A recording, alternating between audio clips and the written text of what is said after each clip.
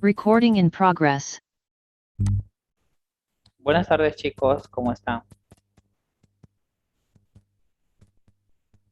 Ok, ¿se me escucha bien? Ya tengo micrófono nuevo. Quiero saber si se escucha bien. Sí, doctor, se escucha. Sí, Perfecto, muy doctor, bien. se escucha. Excelente. Comunicarles antes de que empecemos, pues ya están corregidos sus exámenes y ya están subidos igual en el sistema, así que pueden fijarse, por favor. Allá hay un alumno, Marco Antonio Quispe, creo que no le había puesto nombre, así que por favor necesito que se comunique conmigo ese estudiante. ¿Ya? Y después la señorita Camila Callao, que no está en el sistema, también necesito que se comunique conmigo. ¿Listo? Entonces vamos a terminar el tema que habíamos quedado acá. Bueno, espero que les haya ido bien en su examen de fisiopatología, creo que era, ¿no? Sí. Muy bien. Bueno, entonces habíamos quedado, vamos a hacer un breve repaso en realidad de esta última diapositiva porque quedamos acá. Ya. Los detectores crepitantes, no, esto ya, no es mucho hacer. Aquí desde acá, desde los detectores de pequeña burbuja, mediana burbuja y gran burbuja.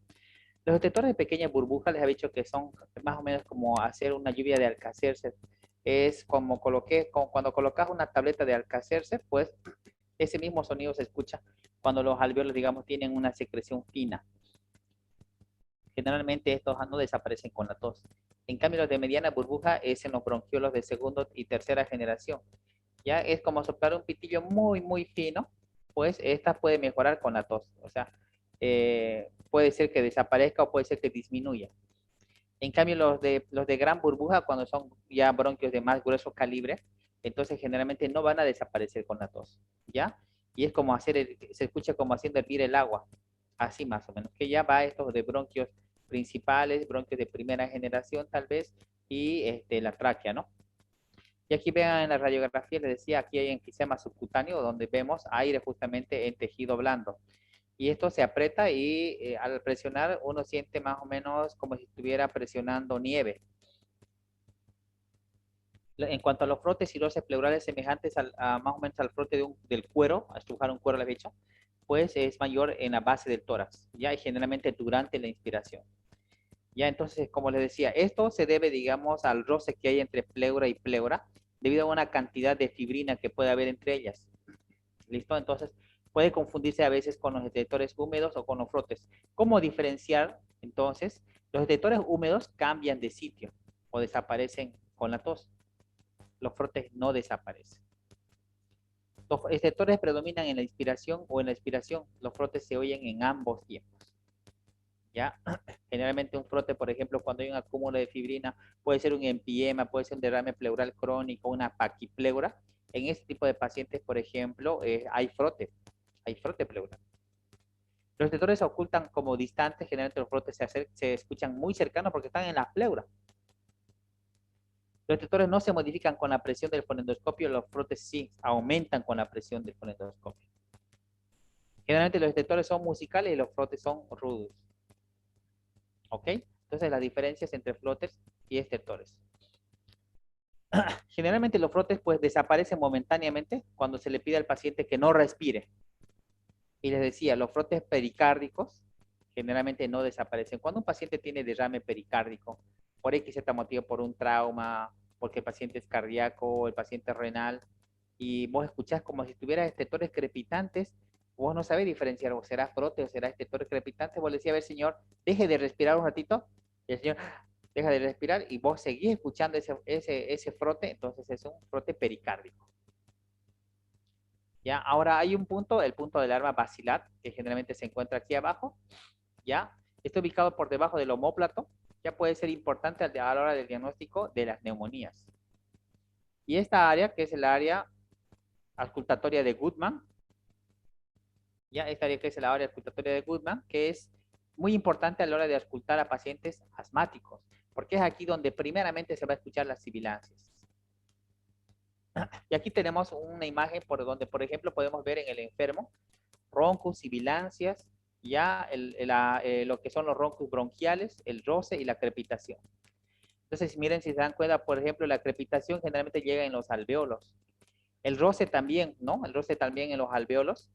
El bronquial más a nivel de los bronquiolos de tercera generación, segunda generación. Los roncus ya a nivel de los bronquios de primera generación, tanto derecho como izquierdo, o la tráquea. Y las sibilancias, que generalmente también son de bronquios de segunda o tercera generación. Y aquí vemos, por ejemplo, lo que se escucha normalmente, ¿no? Ya el ruido bronquial, broncovesicular y el vesicular. Ahora, a la hora de auscultar la voz, porque también hay que auscultar la voz, uno una vez que está auscultando, por ejemplo, en los espacios intercostales del tórax posterior, uno dice, no, a ver, hable, y hay transmisión de la voz, la broncofonía, la pectriloquia áfona y la voz anfónica. La transmisión de la voz generalmente, pues, normalmente al auscultar hay una resonancia de voz. Ya entonces, cuando la voz vibra y se transmite al campos pulmonares, los sonidos son transmitidos y suelen ser más o menos un poco indistinguibles. Es decir, vos escuchás y la señora está hablando y sentís que está hablando, pero a veces no podés diferenciar las palabras. Se llama resonancia vocal o transmisión de la voz. En cambio, la broncofonía es la voz auscultada. Vos podés auscultar la voz. Y estás escuchando y estás en tu pulmón, estás escuchando lo que él habla, ya como una voz interna. ¿En qué tipo de pacientes se presenta esto? En pacientes que tienen, por ejemplo, una caverna, algo hueco ahí por dentro, en una caverna, en una condensación, a veces se escucha. ¿Ya? En cambio, la pectriloquia es el pecho que habla.